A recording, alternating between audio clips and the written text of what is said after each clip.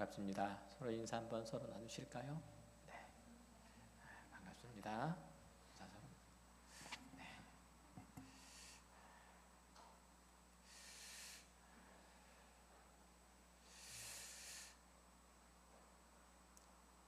이 시간 적은 무리가 남았지만 그 안에서 적은 무리 가운데 하나님께서 함께 하실 걸로 믿습니다.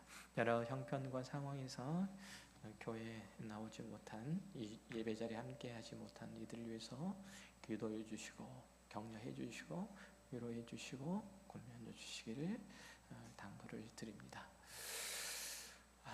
누구나 다 이런 경험을 한두 번씩 하죠. 어떤 조직, 어떤 공동체에 들어갔을 때 그 조직, 그 공동체 안은 오랫동안 내려온 규칙 혹은 질서가 있는데 처음에는 내가 그 공동체에 처음 들어갔으므로 그게 왜 존재하는지 이해가 되지 않거나 납득이 잘 가지 않을 때가 있죠. 불필요하게 느껴지기도 하고 때때로는 솔직히 말하면 좀 답답하기도 할 때가 있어요. 예를 들면 그런 거죠. 군대에 입대한 신병이 선임병에 격려를 한다든지 아침에 일어나면 열심히 각을 잡아서 잠자리를 정리하는 것. 이거는 처음에 이해가 안 될 수 있죠. 뭘 그렇게 열심히 각까지 잡아서 이불을 모포를 개야 되나라는 생각이 들죠. 새로 직장에 들어갔는데 신입사원이 상사보다 먼저 그 자리에 앉지 않는 것. 예를 들면 식당에 함께 갔는데 식탁의 자리에 먼저 앉지 않는 것. 이런 관행들을 지켜나간다는 게 번거로운 일들일 수 있어요. 조금 좀 잘 맞지 않다라는 생각이 들 수도 있다는 거죠.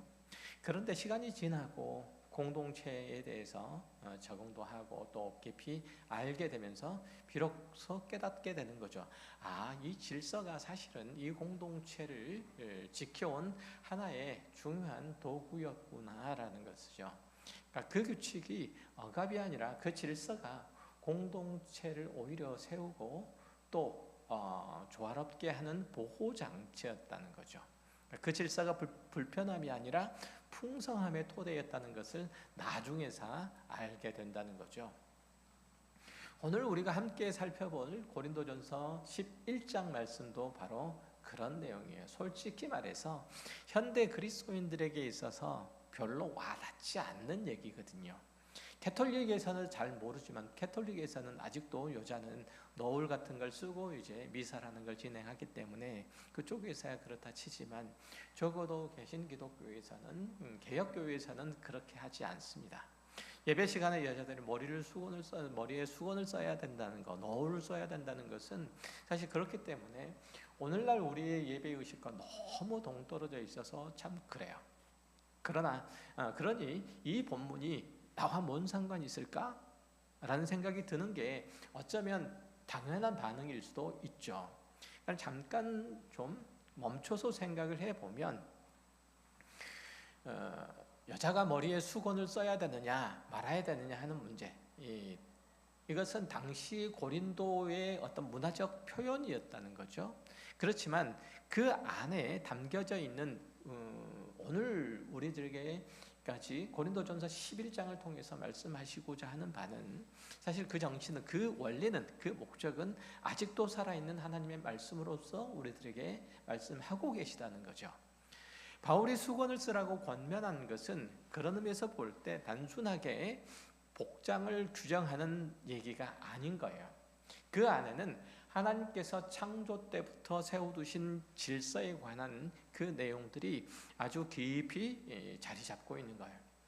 오늘 우리는 이 낯선 본문 속에서 하나님께서 우리들에게 주시고자 하는, 사도 바울을 통해서 권면하고자 하는 그 메시지가 무엇인지 좀 살펴보고 그것을 우리 각자의 공동체, 가정에, 그리고 교회, 그리고 사회 공동체에 좀 적용을 해보려고 해요.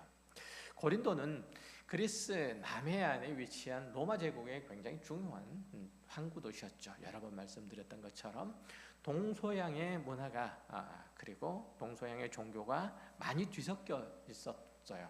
왜냐하면 거기에 다양한 세계 곳곳에서 온 사람들이 몰려들어서 이 도시를 구성하고 있었기 때문이죠. 이 도시에 사도 바울이 복음을 전하고 교회를 세운 거예요.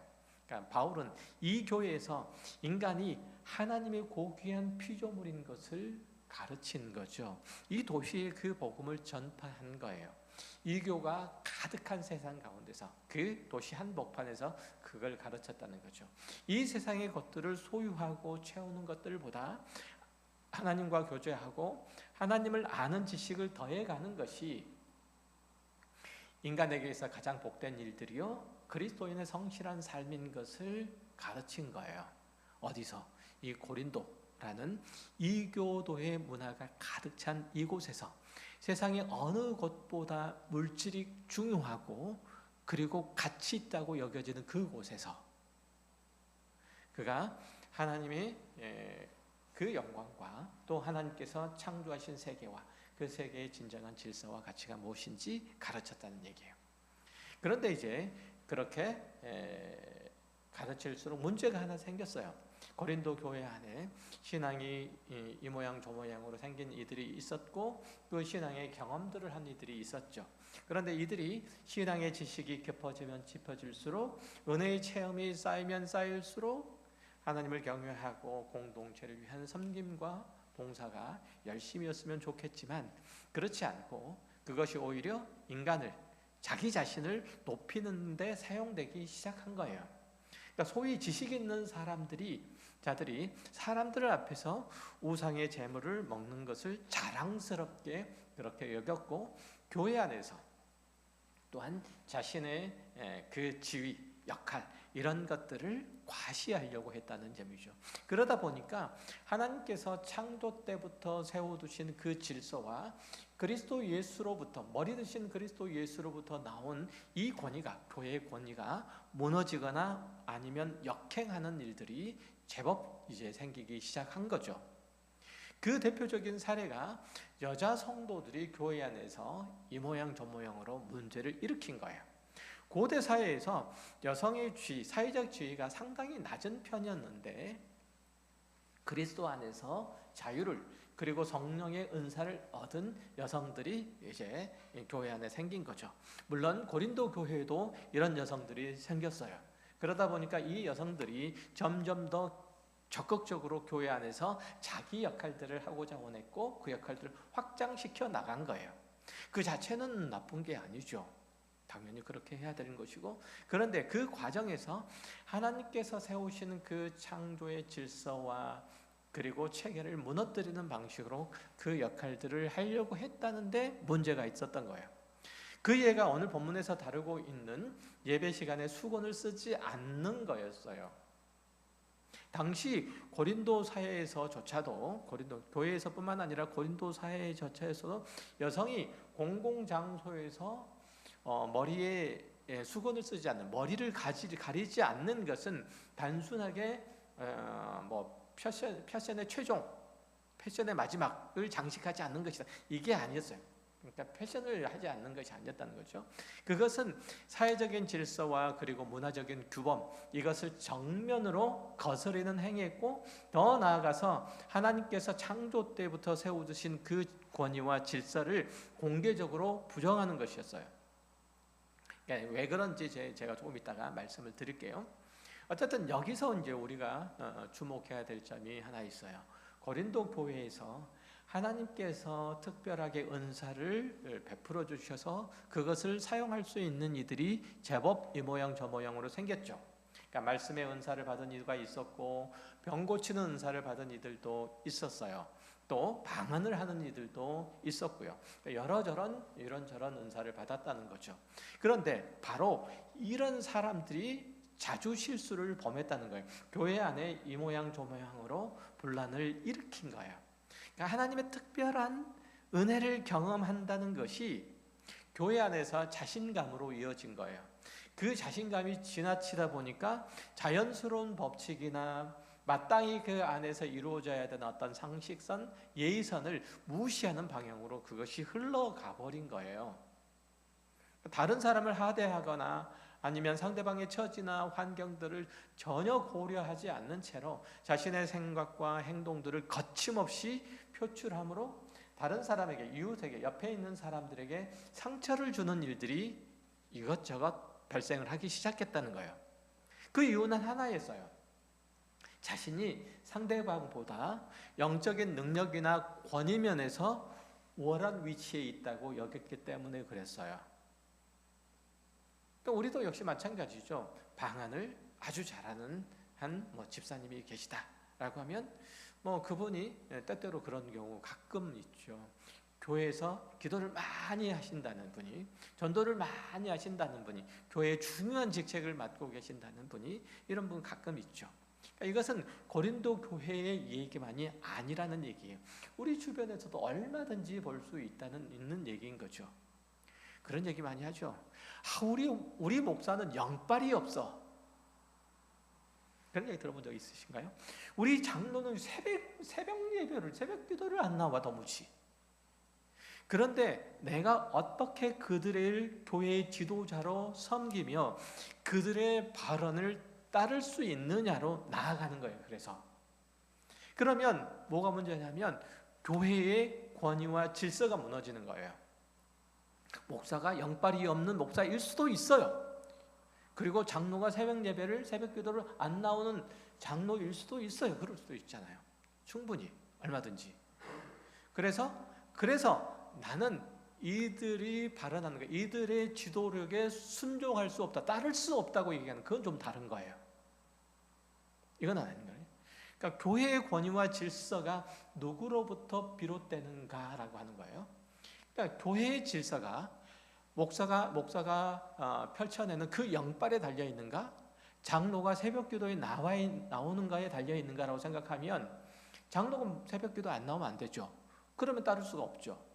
그 장로의 그 권위가, 교회의 권위가, 질서가 장로의 새벽 기도 참석 여부에 달려 있으면, 목사의 영빨에 달려 있으면 당연히 목사가 영빨이 없으면 목사의 말을 안 들어야 돼요. 그렇죠. 그 권위는, 교회의 권위는 예수 그리스도세요. 우리는 교회의 권위를 순복한다고 할 때 사람의 권위에 순복한다는 얘기가 아니고 그 교회의 머리이신 그리스도의 권위에 순복한다는 그런 의미예요. 한 성도의 신앙생활에서 하나님의 권위가 무너지면 굉장히 중요한 말씀을 드리는 거예요. 여러분 삶의 책의 질서를 바로 잡는 얘기예요. 성도의 신앙생활에서 하나님의 권위가 무너지면 그의 삶 전체를 이끄는 그 권위와 그 삶을 지탱하는 그 질서가 무너져요. 권위자가 없잖아요. 그러면은 내 삶을, 어떤 권위가 내 삶을 이끌어가야 되는데 그 권위가 없는 거예요. 그 권위가 없으니까 질서가 없는 거죠. 신앙이 생활로 이루어가려면 반드시 자신의 삶의 권위자로 하나님을 인정함이 있어야 돼요. 하나님을 내 삶의 권위자로 인정하지 않으면 내가 하나님의 말씀을 따를 이유가 없는 거잖아요. 그런데 신앙 얘기를 할 때는 굉장히 믿음이 있는 사람처럼 보이는데 그의 일상에서는 그리스도의 권위와 질서 밖에서 노는 것 같은 모습을 보이는 성도들이 제법 있다는 거죠. 그러니까 믿지 않는 사람들의 눈으로 볼 때는 기독신앙을 실제 생활에서, 실제 삶에서만 보는 거잖아요. 그렇게 저 사람이 교회에서 어떤 얘기를 하는지, 어떤 삶을 살아가는지 잘 몰라요. 그냥 실제 삶 속에서 보는 거예요. 그들이 볼 때는 우리 믿는 사람들이 교회에서나 쓰는 용어들을 일상생활에서 쓴다고, 신앙의 지식들을 일상생활에서 풀어낸다고, 그거 잘 안 와닿아요. 그렇죠? 그들이 우리가 사는 삶만, 우리가 누구의 권위에 순복해서 우리가 삶을 영위해 가는가, 거기를 따라가는 거예요. 그런데 우리가 예수를 믿는다고는 하는데 행동은 상식 이하이고 하나님 자랑을 많이 하는데 그분의 말씀이라는 성경을 따르지 않는 것 같다는 생각이 들게 한다면 그것은 복음을 살아내는 삶이 아니고 복음을 방해하는 삶이 되는 거죠. 한 성도의 삶에서 복음이 살아 움직일수록 그는 더욱 겸손해져야 되고 그 질서를 존중하는 거죠. 왜냐하면 그 복음을 형성하신 분이 그리스도 예수이시기 때문에 그래요. 그 복음을 우리에게 주신 분이 하나님이시기 때문에 그래요. 그러니까 복음을 믿는다면 당연히 하나님의 권위, 질서를 따라야 되는 거죠. 그러니까 은사가 넘칠수록 다른 사람을 무시하게 된다면 그것은 신앙의 성숙이 아니라 신앙의 변질이에요. 현실적으로 교회가 어지럽고 혼란스러운 이유이기도 해요. 실제로 보면 요즘 스승의 날 즈음이라 학부모들의 악성 민원 사례가 요즘 TV에 많이 오르내리잖아요. 그게 요즘 많이 듣죠. 안 들어보세요? 듣죠. 여기저기서 교권이 무너졌다고 한탄한 소리들이 들려요. 그런데 교권만 무너진 게 아니에요. 우리 사회의 권위 자체가 무너졌어요. 교권이라는 게 교사의 권위잖아요. 교육의 권위, 교육자의 권위잖아요. 이게 무너졌다는 게 아니에요. 우리 사회의 권위가 무너졌어요. 그러니까 그 권위 아래, 그 권위가 있을 때만 그 권위 아래 뭐가 세워지냐면 질서가 세워져요. 질서가. 그런데 이 권위가 무너지니까 그 권위 아래서 세워지던 질서도 함께 무너진 거예요. 가정에서 부모가 부모로서의 권위를, 어른이 어른으로서의 그 권위를 잃으니까 아이들이 순종을 배우지 못하고 학교라는 공동체 안에 와서도 선생님의 말을 안 듣는 거예요. 어른이 어허 그러면은 애들이 딱 그치는 게 있어야 되는데 안 그쳐요. 그렇죠? 특히 아이들이 현장 학습을 나가면 더 질서를 지켜야 되잖아요. 그래야 사고를 안 나는데 애들이 분위기 취해서 흥분한 학생들에게 선생님의 통제의 목소리가 들릴 리가 없는 거예요. 평상시에 그 권위에, 선생님의 권위에 순종하지 않았던 이들이 밖에 나가면 하겠어요? 더 흥분이 됐는데 안 하죠. 그러니까 사고가 나는 거예요. 그래서 요즘 학교에서 현장 학습 수학여행 안 간대잖아요. 권위와 질서가 무너진 사회의 단면이에요. 이게 권위가 무너진 사회예요. 질서가 무너진 사회. 성경으로 돌아가 볼게요. 하나님께서 처음 창조하셨을 때 남자를 만드시고 그의 갈비뼈를 취해서 여자를 만드시는 것은 단순하게 보여주기식의 퍼포먼스가 아니에요. 또 여자를 남자의 부속물이나 종속물로 만드신 것도 아니에요. 창세기 2장이 말하는 바와 같이 하나님께서는 아담을 위해서 돕는 배필인 여자를 지으셨어요. 그것은 하나님께서 인간을 창조하신 그 창조의 목적의 일부였어요. 그 창조의 목적을 완성시키기 위한 일부였다는 거예요. 그렇다면 하나님께서 남자를 먼저 지으시고 여자를 그 다음에 지으신 의미가 뭘까요? 그것은 남자가 여자보다 우월하게 창조되었다, 그런 의미가 아니에요. 창조의 질서 속에서 남자로 하여금 여자의 머리가 되게 하신 것은 리더의 역할을 맡게 하시기 위함이고, 여자가 그를 따르고 보완하도록 그 질서 체계를 만드셨기 때문에 그래요. 이것은 우열의 문제가 아니라 역할의 문제예요. 우열의 반드시 기억해야 될 것은, 이것은 우열의 문제가 아니라 역할의 문제예요. 오케스트라를 한번 생각을 해볼게요. 지휘자가 연주자보다 더 음악적인 재능이 뛰어난 사람이라 그가 오케스트라 앞에서 지휘를 하는 게 아니에요. 아름다운 하모니를 이루려면 누군가가 전체를 이끌어야 되고, 그 누군가는 그 누군가의 입김을 따라서 자신의 악기를 연주해야 되는 거죠. 그러니까 지휘자는 전체를 보는 안목으로 작품을 해석하고 그 작품에 함께 참여하는 연주자들을 조율을 하잖아요. 그러니까 그런 차이가 가치의 차이를 만들어내는 것은 아니에요. 창조의 질서 안에서 이끌어가는 사람이 높은 사람이고 이끌림을 받는 사람, 뒤따르는 사람이 낮은 사람이다, 이거는 아니에요. 머리는 머리로서 맡은 직분과 책임을 다하는 것이고, 몸은 몸으로서의 역할이 다를 뿐이지, 하나님께서 남자를 머리로 만드셨다고 해서 서로 차별 있게 만드셨다는 뜻은 아니에요. 동등한 존재예요. 하나님 앞에서 둘 다. 오케스트라뿐만 아니라 삼위일체 하나님을 생각해봐도 마찬가지잖아요. 성자 예수님과 성령 하나님께서 성부 하나님께 순종한다고 해서 그분의 지위가 낮은 건가라는 거예요. 성자 하나님의 지위가 낮은 거예요? 성부 하나님에 비해서? 성령 하나님의 지위가 낮은 거예요? 종속자예요? 그렇지 않아요. 역할의 차이가 있을 뿐 본질에 있어서는 동등해요. 그래서 삼위일체, 삼일체라고 계속 말씀을 하는 거예요. 그러니까 남자와 여자의 관계도 마찬가지예요. 제가 새벽 시간에 가끔 얘기를 하는데, 하나님께서는 남자와 여자를 서로 만드셔서 하나님과 연합하여 마치 삼일, 성부와 성자와 성령 하나님께서 일치를 이루시는 것처럼, 하나를 이루시는 것처럼, 그렇게 하나님 안에서 우리가 남자와 여자가 하나를 이루도록 하셨다고, 한 몸이 되게 하셨다고.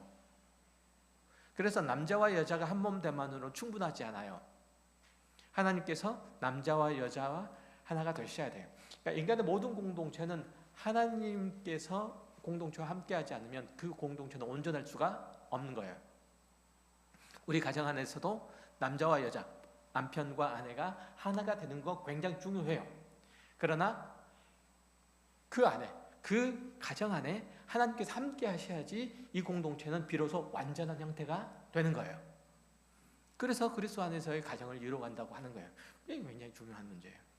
그러니까 아담이 타락하고 그리고 온 세상이 하나님의 저주 아래 들어갔지만, 그렇게 하나님께서 인간을 창조하신, 가정을 창조하신 그 창조의 목적이 완전히 사라지는 것은 아니잖아요. 하나님의 구원 사역도 처음 창조의 질서와 그 가치를, 그 체계를 회복하기 위한 활동이신 거예요. 이게 하나님의 구원 활동이세요. 그리스도 예수 안에서 새 사람이 된 성도는 그래서 창조의 질서를 무시해도 되는 게 아니라 오히려 그 창조의 질서를 더욱 온전하게 회복해야 될 책임들이 있는 사람들이에요. 그래서 그리스도 안에서 내가 한 가정에서 예수를 먼저 믿게 되었으니 내 아내를, 내 남편을 예수 믿게 하여 이 가정이 하나님 안에서 온전히 하나가 되도록 하는 게 하나님께서 창조하신 창조의 목적을 회복하는 거예요.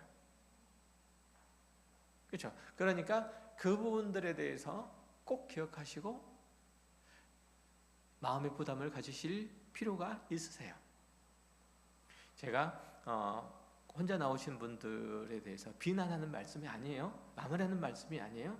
하나님께서 창조하셨고 구원의 뜻을 나에게 먼저 펼쳐주셨으니 그 구원의 뜻을 하나님께서 펼치시도록 내가 하나님께 대하여 하나님의 구원의 목적에 대해서 온전히 순종하는 그 마음들로 우리 가정을 위해서 기도하여 내 남편을, 내 아내를 반드시 그리스도 안에서 구원을 얻을 수 있도록 하고, 그리고 우리 가정이 하나님께서 창조하신 그 애돈을 반드시 회복하고 말겠다는 그 믿음의 각오와 결단과 그리고 고백들이 있어야 된다는 말씀을 드리고 있는 거예요.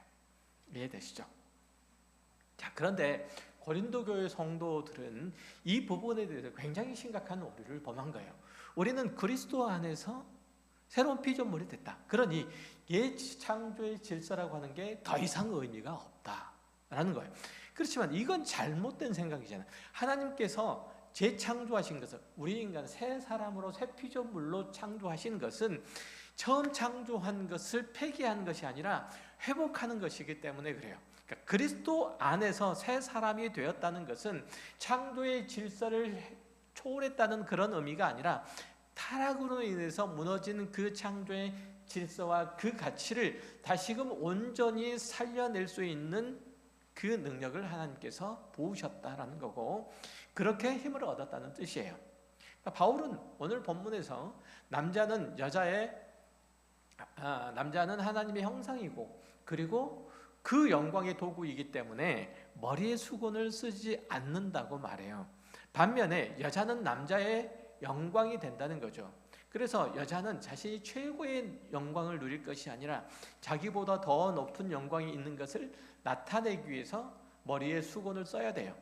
이게 이제 오늘 본문을 통해서 얘기를 하고 있는 거예요. 이것은 여자가 남자보다 열등하다는 뜻이 아니에요. 여자는 남자의 영광을 위해서 돕는 자로 세움을 받았다는 것이고, 돕는 자라고 해서 결코 열등하거나 자격이 없다라는 그런 의미는 아니에요. 역할만 다르지 하나님 앞에서 동등한 존재라고 하는 거예요. 이걸 잊으면 안 돼요. 그러니까 하나님께서 베풀어 주신 그 은혜라고 하는 것들이 교회 안에서, 가정 안에서 이루어질 때 바로 그 하나님께서 세우신 그 권위 아래서 이루어져야 됩니다. 사도 바울이 남편에게 아내를 사랑하라라고 말씀하셨는데 그 이유가 굉장히 흥미롭죠. 아내가 자기 몸이기 때문에 오늘 본문에도 보면 그렇게 이제 얘기를 하고 있고, 그리고 에베소서 5장에도 보면 그 내용들을 얘기를 하고 있어요. 그러니까 에베소서 5장에 살펴보면 그런 얘기를 하거든요. 그러니까 남자와 여자가 부부로 연합되었을 때 그들의 관계를 뭐로 표현하고 있냐면 그리스도와 교회와의 관계로 비유를 해요. 그리스도가 교회와 하나가 되는 것은 그리스도가 머리이심으로 머리인 교회 위에 군림한다는 게 아니에요. 에베소서 5장에 살펴보면 오히려 그리스도께서 몸인 교회와 완전히 동일시 되셔서 이루어내신 하나라고 하는 거죠. 그래서 그 연합은 긴밀하고 견고하다는 것을 얘기를 해요. 여기서 사도 바울은 남편에게 아내를 사랑하라라고 얘기를 하는데 뭐라고 얘기하냐면 아내는 남편의 몸이기 때문에 그렇다고 얘기를 해요. 누구도 자신의 몸을 소홀히 하거나 미워하지 않잖아요. 마찬가지로 남편이 아내를 사랑하는 것은 자기의 몸을 아끼는 것과 같다는 거예요. 마치 그리스도께서 교회를 위해서 자신의 몸을 내어주는 것처럼 남편은 아내를 위해서 그리해야 된다는 뜻이에요. 머리가 중요하고 몸이 덜 중요해서 머리가 높고 몸은 낮다는 뜻이 아니라 둘이 뗄 수가 없이 생사가 함께 묶여 있다는 뜻으로서의 머리이고 몸이에요. 그렇다면 머리됨이라고 하는 게 뭘 의미할까요? 그거는 특권이 아니에요. 거의 대부분의 경우는 머리됨이라고 하는 것은 무엇을 의미하냐면 책임을 의미해요. 남편이 그리스도를 상징한다는 것은 어떤 의미에서는 영광, 그것보다 더 큰 의미로서의 책임이 거기에 담겨져 있는 거예요. 그리스도께서 교회를 위해서 자신의 목숨을 내어주셨던 것처럼 남편은 아내를 위해서 자신을 희생할 준비가 되어 있어야 한다는 거예요. 이게 머리됨의 본질이에요. 반면 아내는 교회의 상징이잖아요. 교회가 그리스도께 하듯이 아내는 남편에게 순종해야 된다는 거예요. 아내들에게 뭐라고 말하냐? 아내들이요 자기 남편에게 복종하듯 하기를 죽게 하듯 하라고 그렇게 말씀하시잖아요. 그러니까 이거는 남편이 아내보다 능력이 있거나 우월하거나 이게 아니에요. 이 관계 안에서 세워진 질서, 하나님의 창조 질서 안에서 세우는 이 관계를 따르는 것이, 질서를 따르는 것이, 관계 안에서 세워진 그 질서를 따르는 것이 하나님의 창조의 목적에 부합하기 때문에 그런 거예요. 아내가 남편에게 순종하는 것은 굴복이나 패배가 아니에요. 그건 신뢰의 문제예요. 교회가 그리스도께 순종하는 것은 굴복이 아니라 사랑과 신뢰에서 비롯된 것이듯이 아내가 남편에게 순종하는 것도 마찬가지라는 거예요. 그 순종을 아름답게 이루어지려면 반드시 전제가 될 것이 있어요. 남편이 그리스도처럼 아내를 사랑해야 된다는 것, 자신을 희생하면서까지 아내를 사랑하는 것이, 사랑하는 남편에게 순종하는 것, 그건 별로 어렵지 않죠. 문제는 남편이 머리됨의 권위만 주장하고 그리스도의 사랑을 실천하지 않을 때 생기는 거잖아요. 머리됨의 권위는 섬김과 사랑으로 세워지는 것이지 굴림과 강요로 세워지는 게 아니기 때문에 그래요. 우리 성도들이 이제 자주 범하는 오류가 하나 있어요. 그게 뭐냐면 영적인 것 그리고 일상적인 것, 이런 것을 구별시키는 거예요. 나는 영적인 사람이니까 세상의 질서, 세상의 관습 이런데 얽매이지 않아도 된다, 이런 생각이에요. 성경적이지가 않아요. 성도가 영적으로 거룩하고 아름다워지면 당연히 도덕적으로도 그리고 상식적으로도 그 수준을 넘어가는 거예요. 더 높은 수준으로 나아가는 거지 그걸 무시하는 게 아니에요. 신앙이 깊어진다는 것은 창조의 질서로부터, 창조의 그 가치로부터 멀어지는 것이 아니라 오히려 그 창조의 질서를 온전히 살아내기는 것이고 그 가치를 온전히 높이는 거예요. 그 가치를 빛나게 만드는 거예요. 사도 바울은 오늘 본문 2절에서 이렇게 말해요. 너희가 모든 일에 나를 기억하고 또 내가 너희에게 전해 준 대로 그 전통을 너희가 지킴으로 너희가 칭찬하노라. 그리스도인으로서 자신이 속해 있는 사회와 문화와 관습들, 전통들 중에서 신앙의 문제가 되는 것이 아니라면 마땅히 지켜야 된다는 거죠. 그것이 하나님께서 그 창조의 질서 안에서 심어놓은 것으로서 모든 사람이 마땅히 지켜야 될 당연한 도리이기 때문에 그 사회 안에 어떤 문화를 인정하시는 거고 그 질서를 세워가시는 거예요. 그래서 그리스도인이 됐든지 이 사회에 있어서든지 가장 위험한 상태가 뭐냐면 권위가 사라지니까 질서가 무너지는 거예요. 권위가 사라지는 때가 언제냐면 가장 위험한 순간이 전쟁이에요. 그래서 전쟁이 위험한 거예요. 포탄이 날아들어서 전쟁이 위험한 게 아니고, 우리 6.25 때 얘기를 들어보면 북한군이 무서운 게 아니라 옆집 사람이 더 무섭다고, 그런 얘기 들어본 적 있으신지 모르겠어요. 그런 얘기 많이 하잖아요. 왜냐하면 전쟁이 일어나면 정부가 사라지잖아요. 국가 권력이 사라지잖아요. 그러니까 무정부 상태가 거의 되는 거예요. 그러니까 약탈하죠. 여러 가지로. 이게 무서운 거예요. 그러니까 권위가 사라지면 질서가 무너지고, 질서가 무너지면 모든 게 다 무너지기 때문에 그런 거예요. 그러니까 당시 로마 문화에서 이제 여자가 머리에 수건으로 가리는 것은, 나는 결혼해서 남편의 권위 아래에 있고 보호를 받고 있는 품이 있는 여성이다라고 하는 것을 대외에 알리는 신호에서, 이건 로마 문화예요. 반면에 머리에 무엇을 가리지 않고 거리를 다니는 것은, 그런 여성은 주로 독신이거나 아니면 노예이거나 아니면 창녀이거나 이래요. 그러니까 남편이 없는 여자인 거예요. 따라서 남편이 있는 여성이 머리에 뭔가를 가리지 않는 것은 자신을 스스로 도덕적으로 부도덕한 그런 존재로 낮추거나 남편이 없다고 공개적으로 선언하는 것과 다름이 없었다는 거예요. 이해되시죠? 그러니까 창조의 질서는 그렇게 남녀의 관계만 그렇게 해당되는 것이 아니에요. 하나님께서 허락하여 주시는 것들에 대해서 모든 부분에 있어서 문화나 그 질서 면에서 당연히 지켜야 될 것들이 있으면 지켜 나가야 되는 것이죠. 그러니까 어른을 공경하는 것도 마찬가지죠. 창조의 질서의 중요한 부분 중에 하나예요. 아까 말씀드렸던 것처럼 어른이 무슨 말씀을 하면 좀 들어라 라고 얘기를 하면 들어야 돼요. 이게 권위고 그 권위 아래 질서예요. 오늘날에 어른이 있나 보세요. 어른이. 오늘날 어른이면 다 어떤 사람이냐면 노땅. 좀 더 심하게 얘기해 볼까요? 틀딱이. 노인이, 어른이 옛날에는 존경받아야 될 사람이었는데, 그리고 인정하고, 그리고 그분들이 얘기하면 귀담아 들었는데, 요즘은 그들이 얘기하면 뭐라고 하냐면 틀딱이라고 해요. 그렇게 되어버렸어요. 권위가 없어졌어요. 여러분들이 부모로서 자녀들에게 얼마만큼 큰 권위가 있는지 한번 보세요. 그러니까 여러분들이 세워가는 권위 말고 자녀들이 인정하는 그 권위로서, 그 권위. 굉장히 중요하죠. 그러니까 레위기 19장 32절은 뭐라고 말하냐면, 너는 셋머리 앞에서 일어서고 노인의 얼굴을 공경하며 내 하나님을 경외하라. 이렇게 말씀하세요. 다시 한번요. 너는 셋머리 앞에서 일어서고 노인의 얼굴을 공경하며 내 하나님을 경외하라. 하나님께서 세우신 창조의 질서예요. 교회 안에서 어른에게 존경을 표하고 그 말씀을 정창하고 존중하는 것이 하나님의 창조의 질서라는 거예요. 그건 교회나 교회 밖에서는 마찬가지예요. 특별한 신앙의 체험이 있고 성경의 지식이 깊을수록 더욱 그러해야 된다는 거죠. 내가 저분보다 신앙생활 오래 했기 때문에 저분은 내 아래다. 60세가 70세가 됐는데 집사님 이렇게 하고, 성도님 나 따라오세요. 70세 80세가 됐는데 마치 하대하는 것처럼 어린아이처럼 부리면 안 된다는 거죠. 올바른 신앙이라 볼 수 없다는 거예요. 이 말씀은 우리 공동체 안에 굉장히 구체적으로 적용돼야 돼요. 교회는 하나님께서 세우신 질서 안에 있어요. 교회는 그래서 가정 중심이고, 그 가정은 부부 중심이죠. 그 리더는 남자가 돼야 되는 것이고, 이것은 남자가 더 능력이 있거나 아니면 더 뛰어나서가 아니에요. 하나님께서 창조하신 그 질서 안에 남자를 리더 역할을 맡기셨기 때문에 그래요.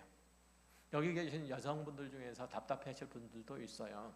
남편보다 더 많이 알고 더 잘 할 수 있고 실제적으로 더 능력을 발휘하는 현대인 여성들 굉장히 많잖아요. 이런 속에서 내가 가정에서 리더 역할을 하는 것을 억누르기가 쉽지 않아요. 그러나 바로 그때가 하나님의 창조의 질서를 신뢰하고 따를 수 있는 가장 중요한 순간이라고 하는 것. 남편을 세워주고 존중해주고 들어주고 인정해줄 필요가 있다는 거죠. 그러니까 앞으로 나가서 내가 비켜, 내가 할게, 이런 식으로 이끌어가면 안 된다는 거죠. 그렇게 되면 남편들이 점점 뒤로 물러서게 되고 결국 공동체가 흔들리게 되는 거죠. 시간을 두고 기도하면서 도울 수 있는 부분을 돕고 인정할 수 있는 부분은 인정하고, 아이고 답답해 죽겠는데 참을 수 있는 부분들은 참고, 그렇게 하셔야 돼요. 하나님께 맡기면 그분께서 이끌어 가시는, 이게 신앙이에요. 내가 이렇게 참고 인내하고 앞으로 안 나서지 않아도, 남편을 무시하고 내가 그 위로 서지 않아도 하나님께서 내 가정을 지키실 거라는 하나님의 선하신 뜻과 인도하심을 따라 바른 길로 인도하실 거라는 하나님의 주권에 대한 인정함이 있어야 내가 남편을 인정할 수 있는 거예요. 안 그러면 인정 못해요. 하나님께서 내 가정을, 내 삶을 지키신다는 이해가 있어야 돼요. 믿음이 있어야 돼요. 그 고백이 있어야 돼요. 그래야 어떤 남편이든지 어떤 아내든지 인정하고 따르고 사랑하고 끝까지 죽기까지 그를 섬길 수가 있는 거예요. 그거 잊으시면 안 돼요. 오늘 우리는 고린도전서 11장 아주 낯선 본문을 통해서 하나님의 창조의 질서가 뭔지, 그리고 그것이 왜 중요한지 함께 살펴봤는데요. 수건을 쓰고 안 쓰고의 문제가 사실은 아니에요. 핵심은 그거예요. 하나님께서 창조 때부터 세우신 그 질서를 인정하고 따르는 것, 그것이 진정한 신앙의 표현이라고 하는 거예요. 지금 우리가 이 자리를 떠나면서 각자의 마음에 이 한 가지를 품고 가시길 바라요. 나는 하나님께서 세우신 그 질서 안에서 내게 맡겨지는 그 역할들을 충실하게 감당하고 있는가 라고 하는 거예요. 정말 요즘 남편들 힘들고 어렵고 그렇기 때문에 그런 생각이 들 때도 있죠. 제 조카가 그런 얘기를 하는데 한 얘기를 제가 들으면서 그런 얘기를 했는데, 집에 오면 도무지 아무것도 하지 않으려고 한다는 얘기를 들었어요. 그리고 집에 오면은 굉장히 어리광을 많이 피운다는 얘기를 들었어요. 남자들이 그래요. 그래서 때때로는 엄마처럼 다독거려야 될 필요가 있기도 하고요. 그리고 안아줘야 될 때도 있어요. 그게 사실은 아내의 역할이기도 해요. 남편보다 위에 있어서가 아니라 그게 여자의 역할이에요. 그래서 여자에게 여자로만 두게 하지 않으시고 어머니로 두신 거예요. 그래서 때때로는 아내가 어머니 역할을 해야 될 때도 있어요. 남편에게 있어서. 공감되시죠? 그 역할들 하셔야 될 때가 있어요. 그렇게 하셔야 돼요. 그렇게 하면 남편들이 나가서 좀 지치더라도 힘을 얻죠. 집에 쉴 때가 되는 거예요. 제가 남편을 대신해서 얘기를 하는 거예요. 여성들이 해야 될 일들이 굉장히 많아요. 남자들은 그 하는 일들을 최선을 다해서 돕고 또 격려하고, 그리고 리더로서 역할들을 잘 감당해야 돼요. 목숨을 다해 아내를 사랑해 줘야 돼요. 아내를 찍어 누르거나 아니면 강제하거나 해서 그렇게 가야 될 상황들은 사실은 아니지 않아요. 하나님께서 우리를 그렇게 세우지도 않았고, 그걸 성실하게 서로 감당해 가면 우리에게 주신 하나님의 공동체의 목표가 분명하게 이루어질 겁니다. 우리 모두에게 우리는 서로 얘기를 할 수 있어야 됩니다. 공동체 안에서 어른을 당연히 공경하고, 그리고 질서를 존중하고 상식에 충실한 삶을 살아야 한다라고 고백할 수 있어야 되고, 그런 다짐을 할 수 있어야 됩니다. 신앙의 연륜이 쌓이고 은혜의 체험들이 깊어가면 깊어갈수록 더욱 겸손해지고, 그리고 더욱 상대에 대해서 신실해지고 있는가, 아니면 점점 더 자신만만해지고 있는가를 생각을 해보고 반드시 전자를 따르시도록 하셔야 돼요. 고린도 교회의 실수, 그것은 지혜, 지식, 은혜 이런 것들이 쌓일수록 오히려 그 질서를 무시하는 방향으로 흘러간 거예요. 우리는 그 실수를 반복하지 말아야 돼요. 그래서 옛날에 그런 얘기를 하죠. 여자들이 많이 배우면 남편한테 올라타기나 하려고 하고 뭐 그러려고 하지, 그런 얘기 많이 하죠. 그렇게 하시면 안 돼요. 하나님께서 세우시는 그 질서는 서로를 억압하려고 하는 것이 아니에요. 그 질서 안에서 우리를 가장 자유롭고 가장 아름답고 가장 풍성한 삶을 살 수 있도록 하는 거예요.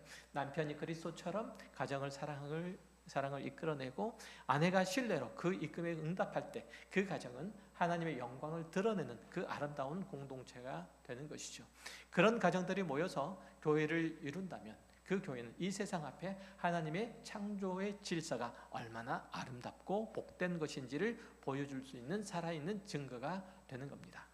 오늘 이 시간 말씀을 통해서 다시 한번 결단하시기 바라요. 나에게 맡겨진 역할들을 회피하지 않겠다. 남자라면 남자로서 사랑으로 이끄는 머리를 자리를 감당하겠다. 여자라면 신뢰로서 세워주는 돕는 배필의 자리를 잘 지켜나가겠다. 그 자리가 때로는 불편하고 힘들고 고단스럽게 여겨질지라도 그럼에도 불구하고 하나님께서 나에게 주시는 그 부르심의 자리이고 신앙을 고백하는 자리이니 하나님의 영광을 나타내는 자리이니 당연히 그렇게 하겠다라는 그런 마음을 품으시길 바랍니다. 하나님께 맡기면 그분께서 우리 공동체를, 우리 가정을, 우리 교회 공동체를 아름답고 복되게 세우실 것이며 당신의 거룩하신 능력을 나타내실 것이며 당신이 복의 근원이신 것을 우리 공동체, 내가 하는 그 일들, 그 역할들, 그 책무들을 통해서 하나님께서 어떤 분이신지 분명히 드러내실 것입니다. 믿음으로 이 하나님의 부르심의 목적 안에 충성스럽게 감당함으로 말미암아 하나님께서 다시금 회복시키시고 하는 이 가정 공동체 그리고 교회 공동체가 주 안에서 다시금 새롭게 되는 귀한 은혜가 있기를 바랍니다. 기도하겠습니다. 하나님 아버지 감사합니다. 주님께서 베푸신 은택을 따라 우리가 하나님의 자녀로서 이 땅을 살아가는 과정에 있습니다. 그 속에서 하나님의 뜻을, 하나님의 창조의 목적을 이루시기 위해서 우리 가정 공동체를 허락하여 주셨고 남자와 여자를 서로 부부되게 하셨고 또 그 부부됨에 따라서 가정을 역할 다음에 따라서 가정을 성실하게 섬겨 나갈 수 있도록 허락하여 주셨습니다. 그 세우심의 목적을 성실하게 감당함으로 우리 하나님의 창조의 질서가 살아 역사함을 또한 하나님의 구원 뜻이 우리 가정을 통해서 풍성하게 이루어짐을 고백하고 드러낼 줄 아는 하나님의 믿음의 권속들 되게 하여 주옵소서. 비록 힘들고 어렵고 좌절스럽고 또 낭망스럽다 할지라도 하나님의 주권이 우리 가정에 풍성하게 이르는 것을 믿는 마음으로 감당할 수 있도록 해주시고 교회 안에도 그렇게 하나님의 질서와 권위가 세워짐을 볼 수 있는 귀한 믿음의 공동체를 이루어가기를 기뻐하는 우리 가까운 온 성도들의 신앙과 삶의 터전 가정과 교회가 되게 하여 주옵소서. 감사드리며 예수 그리스도 이름으로 기도했습니다. 아멘. 다 같이 찬송가